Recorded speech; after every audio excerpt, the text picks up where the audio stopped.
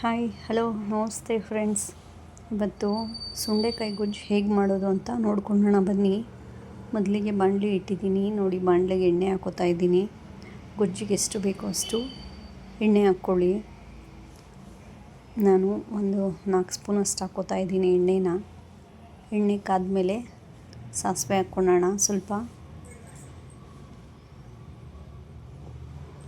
ಸಾಸಿವೆ ಎಲ್ಲ ಸ್ವಲ್ಪ ಎಣ್ಣೆಯಲ್ಲಿ ಚಟಪಟ ಅಂದಾಗ ಜೀರಿಗೆ ಹಾಕ್ಕೊಳ್ಳೋಣ. ನಾವು ನೋಡಿ ಸಾಸಿವೆ ಎಲ್ಲ ಚಟಪಟ ಅಂತ ಇದೆ, ಜೀರಿಗೆ ಹಾಕ್ಕೊಂಡಿದ್ದೀನಿ ಒಂದು ಅರ್ಧ ಸ್ಪೂನಷ್ಟು. ಇದೆಲ್ಲನೂ ಸ್ವಲ್ಪ ಎಣ್ಣೆಯಲ್ಲಿ ಫ್ರೈ ಆಗಲಿ. ನೋಡಿ ಜೀರಿಗೆ ಎಲ್ಲ ಯಾವ ರೀತಿ ಕೆಂಪು ಬಣ್ಣ ಬರ್ತಾಯಿದೆ. ಇದೆಲ್ಲ ಸ್ವಲ್ಪ ಫ್ರೈ ಆದಮೇಲೆ ಕರಿಬೇವು ಹಾಕ್ಕೊಳ್ಳೋಣ. ಕರಿಬೇವು ಸ್ವಲ್ಪ ಎಣ್ಣೆಯಲ್ಲಿ ಚಟಪಟ ಅಂದಮೇಲೆ ಇದಕ್ಕೆ ನಾವು ಬೆಳ್ಳುಳ್ಳಿನ ಹಾಕ್ಕೊಳ್ಳೋಣ. ಬೆಳ್ಳುಳ್ಳಿ ಎಲ್ಲ ಚೆನ್ನಾಗಿ ಫ್ರೈ ಆಗಬೇಕು.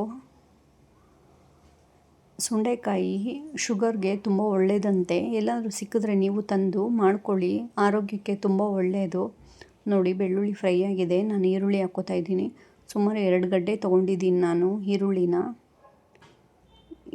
ಎಲ್ಲ ಕೆಂಪು ಬಣ್ಣ ಬರೋವರೆಗೂ ಚೆನ್ನಾಗಿ ಫ್ರೈ ಮಾಡ್ಕೊಳ್ಳೋಣ. ಸುಂಡೆಕಾಯಿನ ನಾನು ತಂದು ನೀಟಾಗಿ ನೀರಲ್ಲಿ ಚೆನ್ನಾಗಿ ಸಾಲ್ಟ್ ಹಾಕಿ ನೆನೆಸಿ ತೊಳೆದಿಟ್ಕೊಂಡಿದ್ದೀನಿ. ಈಗ ಈರುಳ್ಳಿಗೆ ಸಾಲ್ಟ್ ಹಾಕ್ಕೋತಾ ಇದ್ದೀನಿ ನಾನು, ಬೇಗ ಕಲರ್ ಚೇಂಜ್ ಆಗುತ್ತೆ ಅಂತ. ಸುಂಡೆಕಾಯಿನ ಚೆನ್ನಾಗಿ ತೊಳೆದು ಮತ್ತು ನಾನು ಗೆಜ್ಜಿ ಇಟ್ಕೊಂಡಿದ್ದೀನಿ. ಅದನ್ನು ನೋಡಿ ಗೆಜ್ಜಿದ ತಕ್ಷಣ ನೀರಿಗೆ ಹಾಕ್ಕೊಂಬಿಡ್ಬೇಕು, ಇಲ್ಲಾಂದರೆ ಸುಂಡೆಕಾಯಿ ಎಲ್ಲ ಬ್ಲ್ಯಾಕ್ ಆಗೋಗ್ಬಿಡುತ್ತೆ. ಆದ್ದರಿಂದ ನಾವೇನು ಅಂದರೆ ನೀಟಾಗಿ ಗೆಜ್ಜಿದ ತಕ್ಷಣ ನೀರಿಗೆ ಹಾಕ್ಬಿಟ್ರೆ ಅದ್ರ ಕಲರ್ ಏನಿರುತ್ತೆ ಮಾಮೂಲಿ ವೈಟಾಗೇ ಇರುತ್ತೆ.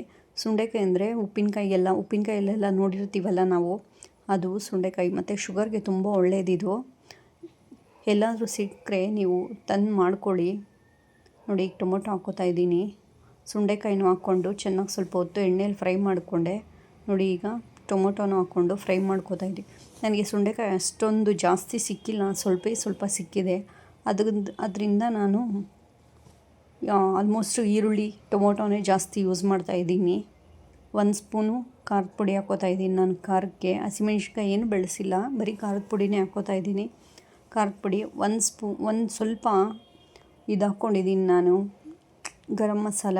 ಅದ್ರ ಜೊತೆಗೆ ಒಂಚೂರು ಅರಿಶಿನ ಹಾಕ್ಕೊಂಡಿದ್ದೀನಿ. ನೋಡಿ ಇದೆಲ್ಲ ಸ್ವಲ್ಪ ಚೆನ್ನಾಗಿ ಫ್ರೈ ಮಾಡ್ಕೊಳ್ಳೋಣ. ನೋಡಿ ಯಾವ ರೀತಿ ಫ್ರೈ ಮಾಡ್ಕೋತಾ ಇದ್ದೀನಿ ಅಂತ. ಈ ರೀತಿ ಚೆನ್ನಾಗಿ ಫ್ರೈ ಮಾಡ್ಕೊಳ್ಳಿ ನೀವೂ. ಸುಂಡೆಕಾಯಿ ಮಾಮೂಲಿ ಆಲ್ಮೋಸ್ಟ್ ಇದರಲ್ಲೇ ಬೆಂದೋಗುತ್ತೆ.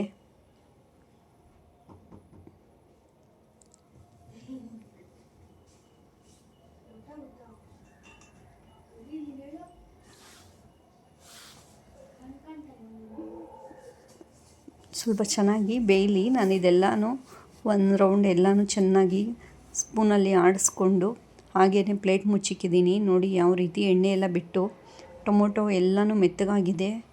ಅದ್ರ ಜೊತೆಗೆ ಸುಂಡೆಕಾಯಿನೂ ಬೆಂದಿರುತ್ತೆ ಆಲ್ಮೋಸ್ಟು. ಇನ್ನೊಂದು ಸ್ವಲ್ಪ ನೀರು ಹಾಕ್ಕೊಳ್ಳೋಣ. ಸುಂಡೆಕಾಯಿ ಇನ್ನೊಂದು ಸ್ವಲ್ಪ ಬೇಯಬೇಕು ಅನ್ನಿಸ್ತು ನನಗೆ. ಆದ್ದರಿಂದ ಸುಂಡೆಕಾಯಿಗೋಸ್ಕರ ಸ್ವಲ್ಪ ನೀರು ಹಾಕ್ಕೊಂಡು ಮತ್ತು ಉಪ್ಪು ಖಾರ ಎಲ್ಲ ನೋಡ್ಕೊಳ್ಳಿ. ಸಾಲ್ಟ್ ಬೇಕಿದ್ದರೆ ಹಾಕ್ಕೊಳ್ಳಿ. ಖಾರಕ್ಕೆ ಏನಾದರೂ ನಿಮಗೆ ಖಾರದ ಪುಡಿ ಏನಾದರೂ ಕಮ್ಮಿ ಅನಿಸಿದ್ರೆ ಮತ್ತೆ ಬೇಕಾದರೆ ಆ್ಯಡ್ ಮಾಡ್ಕೋಬೋದು. ನೋಡಿ ಇನ್ನೊಂದು ಚೂರು ಬೇಯಬೇಕಿದು. ಇದು ನೋಡೋಕ್ಕೆ ಚಿಕ್ಕದಾಗಿದ್ದರೂ ಕೂಡ ಸ್ವಲ್ಪ ಬೇಯೋದು ನಿಧಾನನೇ ನೋಡಿ. ಅದರಿಂದ ನಾನು ಇನ್ನೊಂದು ಸ್ವಲ್ಪ ನೀರು ಹಾಕಿ ಚೆನ್ನಾಗಿ ಆಡಿಸ್ಕೊಂಡು ಇನ್ನೊಂದು ಸ್ವಲ್ಪ ಹೊತ್ತು ನಾನು ಕುದಿಯೋಕೆ ಬಿಡ್ತೀನಿ ಇದನ್ನು. ಈಗೇನು ನಾನು ಕಟ್ ಮಾಡ್ಕೊಂಡಿದ್ದೆ ಕೊತ್ತಂಬರಿನ ಆ್ಯಡ್ ಮಾಡ್ಕೊತಾ ಇದ್ದೀನಿ. ನೋಡಿ ಆಲ್ಮೋಸ್ಟ್ ರೆಡಿಯಾಗಿದೆ. ಇದು ಚಪಾತಿ ರೊಟ್ಟಿಗೆ ಚೆನ್ನಾಗಿರುತ್ತೆ. ಸುಂಡೆಕಾಯಿ ಸ್ವಲ್ಪ ಸಿಕ್ಕಿದ್ದಕ್ಕೆ ಸುಂಡೆಕಾಯಿ ಸ್ವಲ್ಪ ಹಾಕಿ ಗೊಜ್ಜು ಮಾಡ್ತಾಯಿದ್ದೀನಿ ನಾನು. ನೋಡಿ ಯಾವ ರೀತಿ ಕಾಣ್ತಾ ಇದೆ, ಸಕ್ಕತ್ತಾಗಿರುತ್ತೆ. ಟ್ರೈ ಮಾಡಿ ನೀವೂ. ಬಾಯ್.